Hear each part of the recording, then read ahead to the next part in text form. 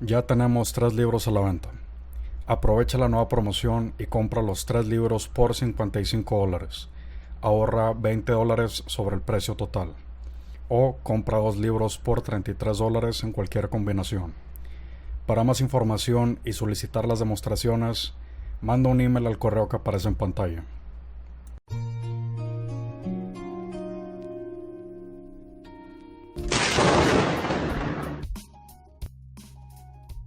Como vimos en el video anterior sobre los problemas en el protocolo I2C, la capacitancia presente en los pines del circuito integrado pueden ocasionar problemas en el rising edge de la señal cuadrada, causando estragos totales. Pero, ¿qué es exactamente lo que ocasiona esto? En esta ocasión, vamos a hablar sobre el efecto RC. El efecto RC, de manera muy resumida, es un delay causado por la capacitancia presente en una entrada o salida. Este delay ocurre debido a la capacitancia deseada o no deseada presente. Y este delay es controlado principalmente por la cantidad de corriente que fluye en el capacitor. Mayor corriente es igual a menor tiempo de delay. Menor corriente es igual a mayor tiempo de delay. Es entonces el tiempo que tarda el capacitor en cargarse. De igual manera, mayor capacitancia significa un delay más largo. Ahora, la palabra clave aquí es capacitancia deseada y no deseada. Cuando hablamos de una capacitancia deseada, es porque nosotros hemos colocado un capacitor con un fin, ya sea para un filtro o cualquier otro propósito.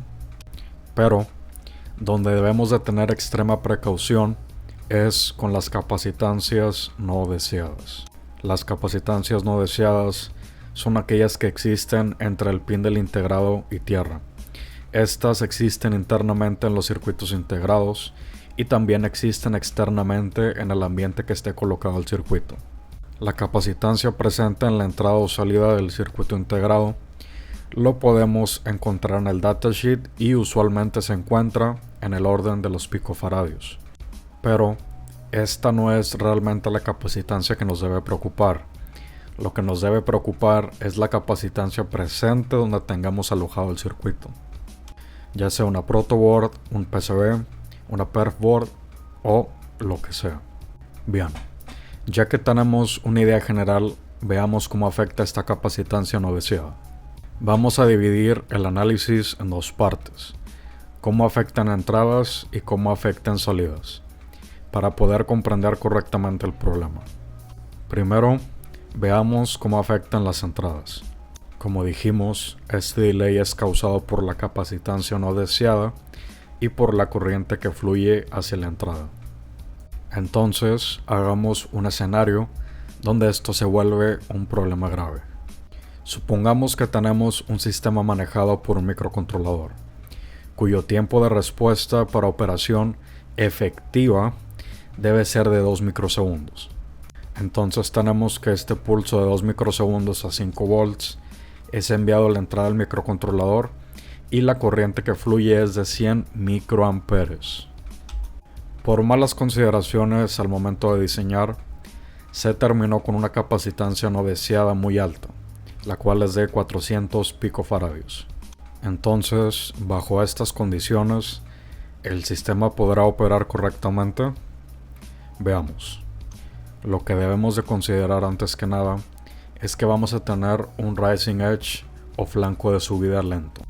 Lo que nos importa más que nada es primero conocer dos parámetros: el voltaje de alimentación del microcontrolador y el voltaje mínimo requerido para detectar como un alto o un 1 en una entrada. Usualmente este valor es de 0.7 veces el voltaje de alimentación, por lo que si nuestro voltaje de alimentación es de 5 volts, nuestro voltaje mínimo para establecer un high o un alto es de 3.5 volts. ¿Y por qué es importante este valor? Porque desde ahí podremos determinar si el delay en el rising edge es muy alto como para no alcanzar este valor en un máximo de 2 microsegundos, que es el tiempo requerido para la respuesta. Bien, ya que tenemos estos valores, vayamos a los cálculos. Primero, hagamos el cálculo de cuánto tiempo tarda en cargarse el capacitor con determinada corriente. La fórmula es simple. Tiempo es igual a resistencia por capacitancia. Como nuestra corriente es de 100 microamperes a 5 volts, tenemos una resistencia equivalente de 5 megaohms. Entonces el tiempo será calculado de 5 megaohms por 400 picofaradios, lo que equivale a 2 milisegundos. Como podrás notar, esto es demasiado lento, pero la cosa no se acaba ahí. Hagamos un último intento. Calculemos qué voltaje tendríamos en la entrada en 2 microsegundos, con la siguiente fórmula. Este voltaje se determina de la siguiente manera. Vc es igual a voltaje de alimentación, paréntesis, 1 menos constante de Euler, a la menos t sobre Rc, siendo t el tiempo que necesitamos medir. En este caso es de 2 microsegundos. Al sustituir en la fórmula y obteniendo el resultado, nos da que sería 5 milivolts al momento de dar los 2 microsegundos. Entonces es un fail total. ¿Qué tenemos que hacer en este caso? Bien, tenemos dos opciones. La primera es usar un buffer para aumentar la corriente que llega a la entrada, y la segunda es disminuir la capacitancia no deseada.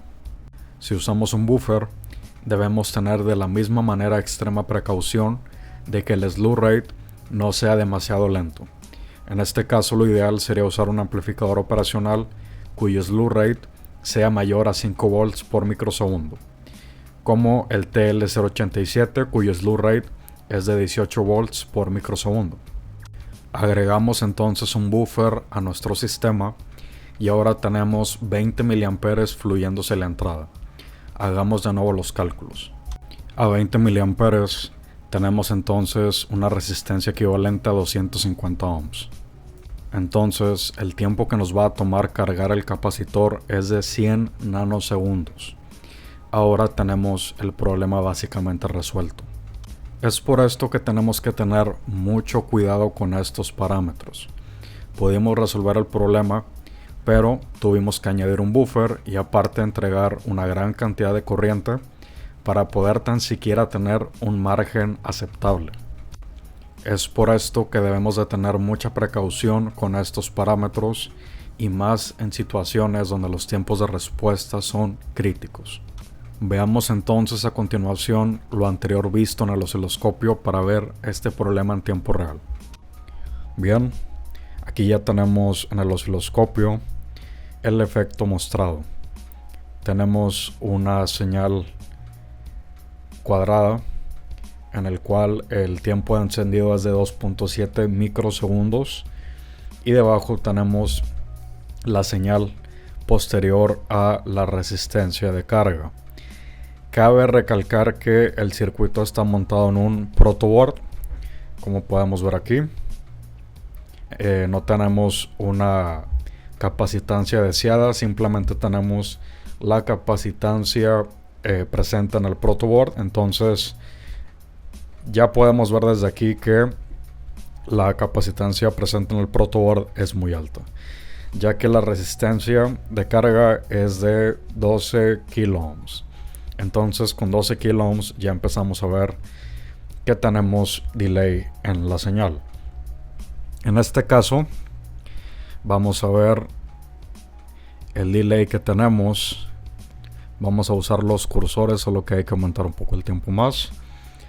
Paramos para evitar el jitter y hacemos la medición y tenemos que desde 0 volts hasta 5 volts tenemos un tiempo de delay de aproximadamente 1.64 microsegundos. Entonces sí tenemos una capacitancia algo elevada, y esto es, recuerden, con una resistencia de 12 kilo ohms. Vamos a cambiar la resistencia, vamos a ver qué otros efectos tenemos.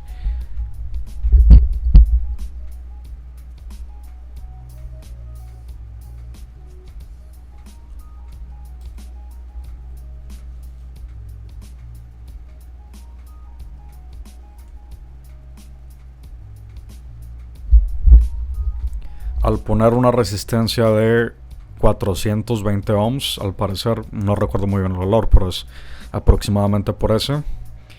Vemos que el delay es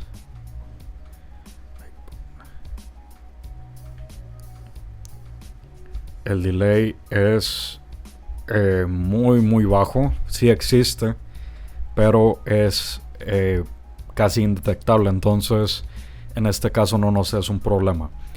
Pero vámonos a probar ahora el circuito con una resistencia de carga de 2 mega ohms.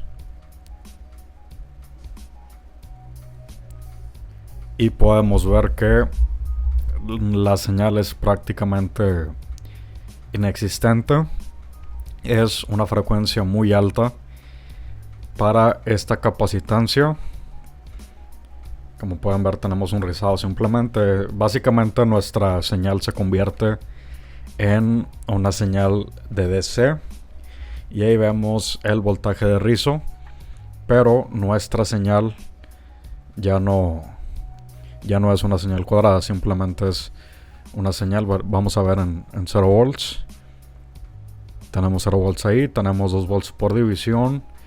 Entonces vamos a decir, tenemos que nos da prácticamente una señal de directa de casi 2 volts, y esto es por el duty cycle de la señal. Se hace básicamente un filtro pasabajos, entonces bajo esta frecuencia tan elevada y con esta capacitancia tan elevada, tenemos que se convierte en un problema inmenso. Entonces tengan mucho cuidado con eso al momento de diseñar. Ahora, en la salida tenemos el mismo problema. Nuestra carga capacitiva no deseada va a causar el mismo delay en el flanco de subida y flanco de bajada. ¿En qué nos va a afectar mayormente? En la comunicación serial. Como vimos en el video anterior, esto causaba un fallo total en el protocolo I2C, y esto siendo a poca distancia. En estos casos dependemos de nuevo de buffers para poder emplear mayor corriente en la comunicación y de esta manera compensar el incremento de capacitancia. Ya que si por ejemplo la comunicación la tenemos que extender varios metros, la capacitancia entre los cables, los conectores, la PCB, etc., se irá incrementando drásticamente. Por ejemplo, para el protocolo I2C tenemos el buffer expansor 82B715 de Philips, el cual simplemente incrementa la corriente que se puede drenar hasta 30 mA. Esto al mismo tiempo reduce demasiado la impedancia, por lo que podemos lidiar con capacitancias mayores sin vernos afectados por la comunicación. En conclusión, cuando tenemos sistemas cuya rapidez de respuesta requerida es demasiado rápida, debemos de tener en cuenta todo lo anterior. Existen demasiados problemas que pueden surgir simplemente por no tener en cuenta o calcular el delay generado por este efecto. Nos dedicamos al diseño en ingeniería electrónica y CAD. ¿Tienes algún proyecto en mente y necesitas a alguien que se encargue de desarrollarlo? Nos especializamos en automatización, domótica, sistemas de comunicación remota y electrónica de potencia. Nos encargamos desde la etapa de diseño, software y producción de PCBs junto con el ensamble. Envíanos un email a prisma.sem.contacto@gmail.com para poder contactarnos y pedir una cotización. Síguenos en la página de Facebook Electrónica Avanzada, donde podrás ver todas nuestras actualizaciones y publicaciones diarias. Suscríbete al canal y dale click a la campanita para que recibas notificación instantánea al momento de salir un nuevo video. Subimos videos los